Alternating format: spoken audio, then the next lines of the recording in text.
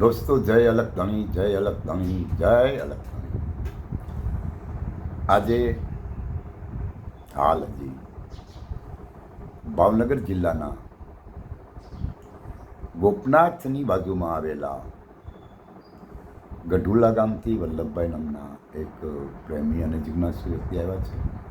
તો આપણે એમને શું ભાવનાઓ છે એ વિશે જાણીએ. હા વલ્લભભાઈ, બોલો, તમે શું તમને લઈને આવ્યા છો? બાપુ કંઈક અમને આપો પછી બીજું તો કંઈક થોડુંક માલિક જે ગુજરે એવું છે એમ. હા, પણ કેવા પ્રકારની પ્રસાદ? તો પ્રસાદ ઘણા પ્રકારની હોય ને. થોડુંક તમારો જે અનુભવ છે એ અમને થોડુંક તમે કંઈક સમજાવો. હા, બોલો. એમાં તમારો અનુભવ છે એ થોડુંક અમને સમજાવો. મારો જે અનુભવ છે એ વાત હું એવી કહેવા માગું છું હરેક મહાપુરુષોના મતની, કે ભાઈ તમે જ્યાં સુધી કોઈ પણ વ્યક્તિને માનીને બેસશો, કોઈ પણ વાતને સમજ્યા વગરને સ્વીકારી લેશો, પોતાના અનુભવ વગરનું જો તમે સ્વીકારી લેશો, તો એ વસ્તુ છેલ્લે આપણને રિઝલ્ટ મળે કે ન મળે એ કોઈ નક્કી નથી. માટે ખરી હકીકત તો એ છે કે કોઈ પણ મહાપુરુષની જે વાત હોય એ વાતને ધ્યાનમાં લઈ, એને લક્ષમાં લઈ એનો અનુભવ કરવાની કોશિશ કરવી જોઈએ. આ મારો હેતુ છે. અને મહાપુરુષોએ આપણને દરેકને કીધું છે કે ભાઈ તમે તમને ઓળખી લો, તમારે બીજા કોઈને ઓળખવાની જરૂર નથી. કારણ કે તમે કોણ છો, તમે ક્યાંથી આવ્યા છો, તમે ક્યાં હાલ છો, તમે શું કરી રહ્યા છો. અને આ તત્વના ગુણાનુવાદે બનેલું શરીર જ્યારે એ સોલો છૂટી જાય ત્યાર પછી આપણે ક્યાં જવું પડે અને ત્યાં કેમ છે, આ વાત ઉપર હું માનું છું કે આપણે આની ખોજ કરવી જોઈએ કે ભાઈ હું જીવનમાં ક્યાંથી આવ્યો છું અને હાલ હું શું કરી રહ્યો છું. હવે પછી મારે જવાનું છે તો એ માર્ગ કયો છે અને મારે જવાનું છે એ ઘરની વાસ્તવિકતા કેવી છે, આ ભૂમિકા દરેકે નક્કી કરવી જોઈએ. તો જ દરેકનું જીવન ધન્ય બને, નહીંતર તો બધી વાત છે. આવું વલ્લભભાઈ હું માનું છું.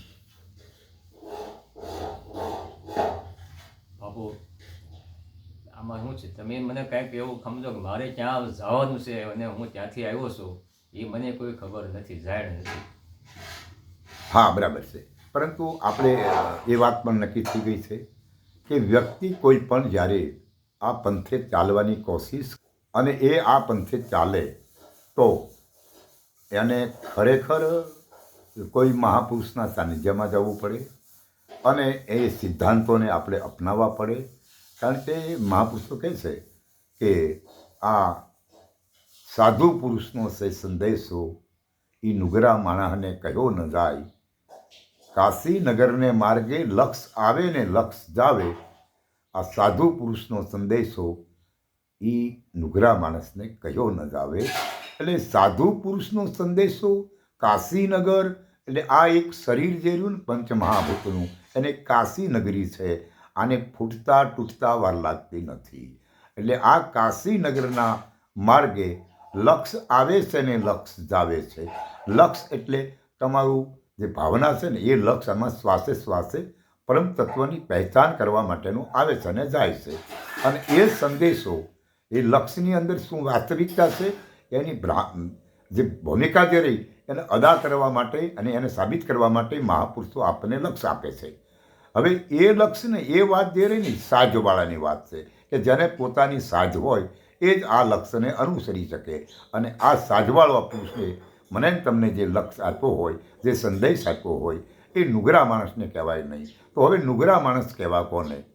તો જેને ગુરુ કર્યા જ નથી, જેને ગુરુપદની ખબર જ નથી, આને નુગરો યા સુગરો કંઈ જ કહી ન શકાય. પરંતુ જ્યારે આ વાત એને પીરસવામાં આવે અને ત્યાર પછી એમાં માર્ગ બે ઊભા થાય, એક સુગરો અને બીજો નુગરો.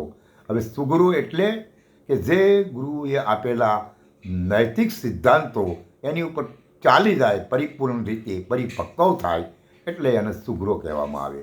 પણ જે એને નિયમો આપ્યા હોય, જે સિદ્ધાંતો આપ્યા હોય, એની માથે પગ મૂકીને ચાલે, આવાને નુગરો કહેવાય. અને આવા નુગરાને આ હરિગુરુ સંતનો મત ક્યારેય ફરીને ન અપાય, આ મહાપુરુષો કહે છે, અને એમાં આપણે વિચારી લેવું જરૂરી છે. બોલો.